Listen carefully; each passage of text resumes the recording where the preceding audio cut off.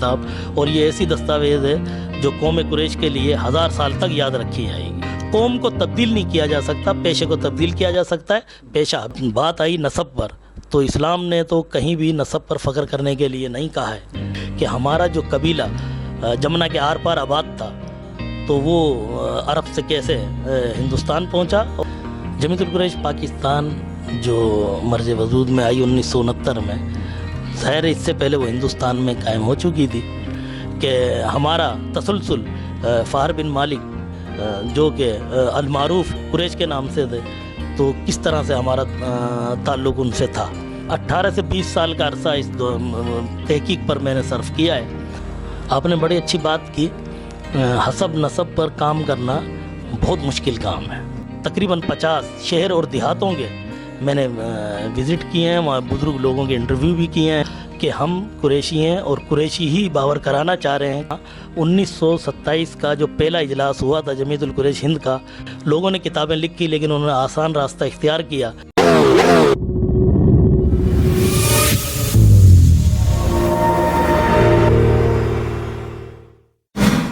السلام علیکم ناظرین، دس از می محمد عفان علی اور آپ دیکھ رہے ہیں ماؤ ٹی وی۔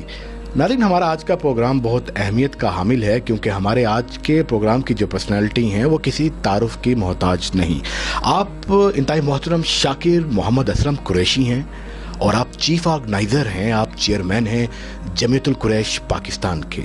اس کے علاوہ آپ ماہنامہ صوت القریش کراچی کے چیف ایڈیٹر بھی ہیں اور آپ ضرب مومن اخبار اور روزنامہ اسلام کے مشہور و معروف کالمنسٹ بھی ہیں۔ سر، بہت شکریہ آپ کے وقت دینے کا۔ کیا حال ہے آپ کے؟ السلام علیکم، الحمدللہ۔ میرے سامنے ایک پیپر ہے جس میں آپ جمیعت القریش پاکستان کے چیف آرگنائزر بھی ہیں، ادھر بھی قریش ہے۔ آپ ماہنامہ میگزین نکالتے ہیں صوت القریش، اس میں بھی قریش کا لفظ ہے۔ آپ ایک تحقیق کر رہے ہیں، ایک ایسی کتاب جو کہ کوئی اراؤنڈ اباؤٹ 22-23 سال کے ریسرچ جس کے اوپر ہے، مزید آپ تصحیح کر دیں گے، تحقیق انصاب القریش۔ تو یہ جو قریش کا لفظ ریپیٹ ہو رہا ہے، اس کی کیا وجہ ہے؟ اس قریش لفظ کے ساتھ آپ کی نسبت کیا ہے اور آپ کی محبت کیا ہے؟ شکریہ عفان بھائی۔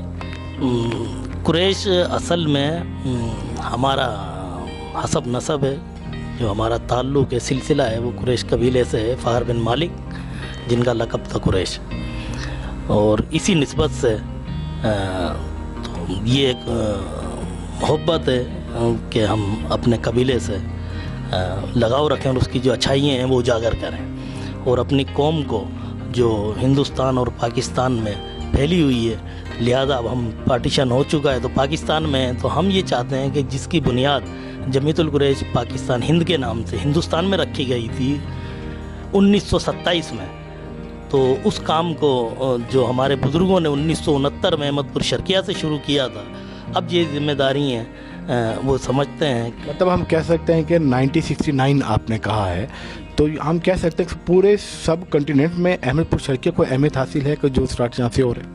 جی بالکل ہے، وہاں بڑے جہاں دیدہ دور اندیش قریش قبیلے کے بزرگ حیات تھے اس وقت، تو انہوں نے سمجھا کہ قریش برادری کی ہمیں جو خدمت کرنی چاہیے، اور فلاحی اور رفائی کام جو دوسری قومیں اپنی قوموں کے لیے، برادریوں کے لیے کرتی ہیں، تو ہمیں بھی کرنا چاہیے۔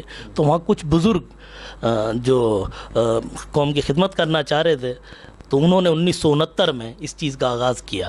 جمیعت القریش پاکستان کے نام سے جو جمیعت القریش ہند تھی، جو جمیعت القریش پاکستان بنائی گئی، وہ وارث ہے اصل میں جمیعت القریش ہند کی، تو جمیعت القریش پاکستان کے نام سے پاکستان میں یہ کام کرنا انہوں نے قوم کے لیے شروع کیا۔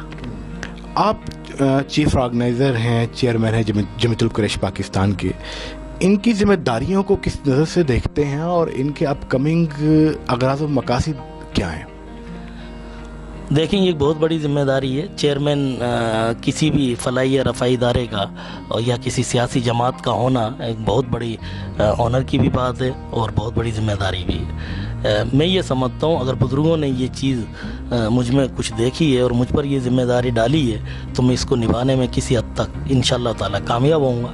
اس کی وجہ یہ ہے کہ اس سے پہلے ان بزرگوں نے جنہوں نے جمیعت القریش پاکستان 1969 میں بنیاد رکھی احمد پور شرقیہ میں، مجھ میں شاید اس چیز کو دیکھا کہ تحقیق الانصاب کے نام سے جو کمیونٹی کے لیے، جو قوم کے لیے میں ایک شجرہ ترتیب دے رہا تھا، جس کا ہم نے پہلے انٹرویو اپنے قبیلے کے بزرگ شخص تھے جن سے 2010 میں کیا، کام اس سے بہت پہلے شروع تھا۔ اچھا، میں آپ کی بات یہاں پہ کاٹ رہا ہوں۔ یہ جو بک ہے تحقیق انصاب القریش، اس ریسرچ اور تحقیق پر آپ کا کتنا وقت گزرا، اور کیا یہ جو کتاب ہے پبلش ہو چکی ہے یا ہونے والی ہے، اور کیا یہ جمعیت القریش پاکستان کے پلیٹ فارم پر پبلش ہوگی؟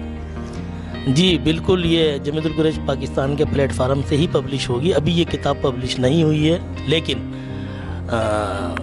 سال میں نہیں کہوں گا، صرف چند مہینوں کی بات ہے، انشاءاللہ تعالی منظر عام پر آئے گی یہ کتاب، اور یہ ایسی دستاویز ہے جو قوم قریش کے لیے 1000 سال تک یاد رکھی جائے گی۔ ماشاءاللہ، بہت بڑی بات کی ہے کہ یہ ایک بہت بڑی ریسرچ ہے، تحقیق ہے۔ اللہ تعالیٰ آپ کو سرخروبی کرے۔ اس کی ریسرچ پر، تحقیق پر آپ کا کتنا وقت لگا ہے؟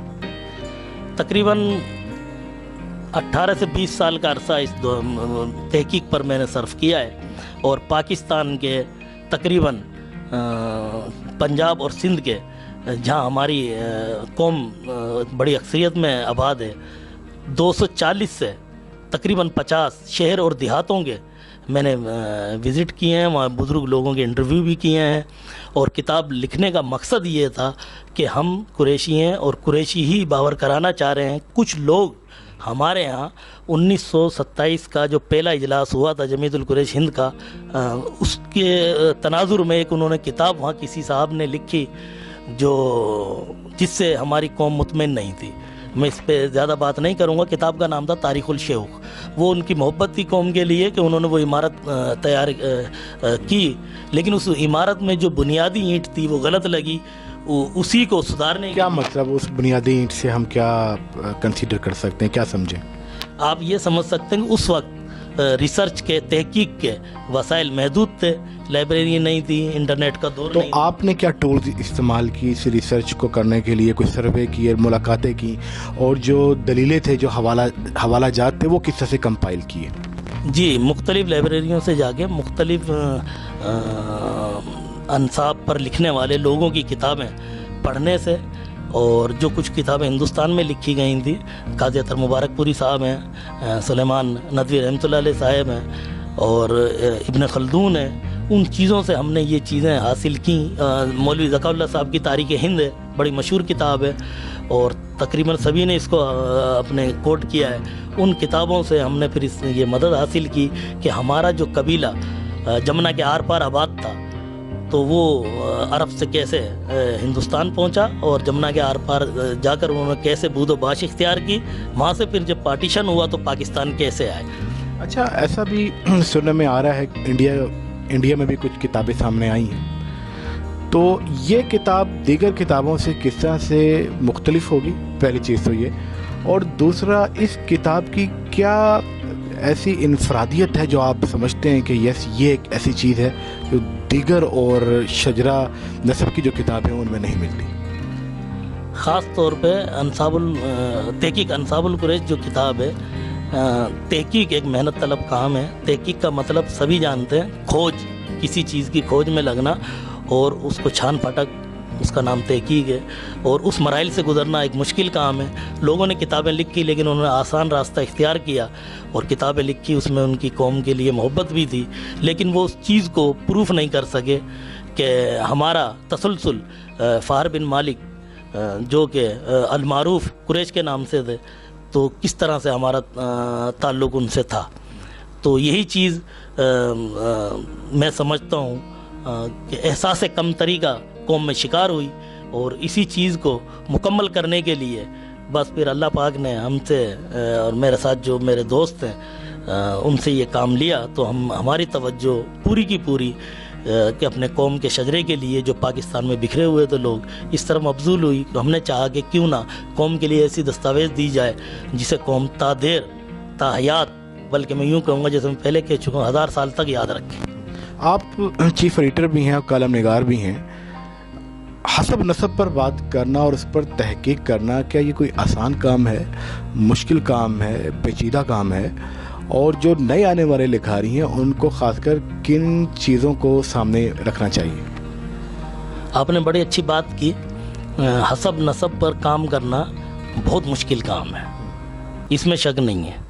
دیکھیں، پہلی بات تو یہ، بطور مسلمان ہم سب حضرت آدم علیہ السلام کی اولاد ہیں بطور انسان، اور بطور مسلمان حضرت محمد صلی اللہ علیہ وسلم کے قبیلے تعلیمات کے مطابق ہم زندگی گزار رہے ہیں. تو اسی لیے ہم انہیں آخری رسول اور آخری نبی اور قرآن کو اپنی آخری کتاب اللہ کی بھیجی ہوئی مانتے ہیں، تو ہم مسلمان کہلاتے ہیں. اب بات آئی نسب پر، تو اسلام نے تو کہیں بھی نسب پر فخر کرنے کے لیے نہیں کہا ہے. سورہ آل حجرات میں جیسے اللہ پاک فرماتے ہیں کہ ہم نے قوم اور قبیلے بنائے شناخت کے لیے، فضیلت اس شخص کو حاصل ہے جس کے پاس تقوی ہے.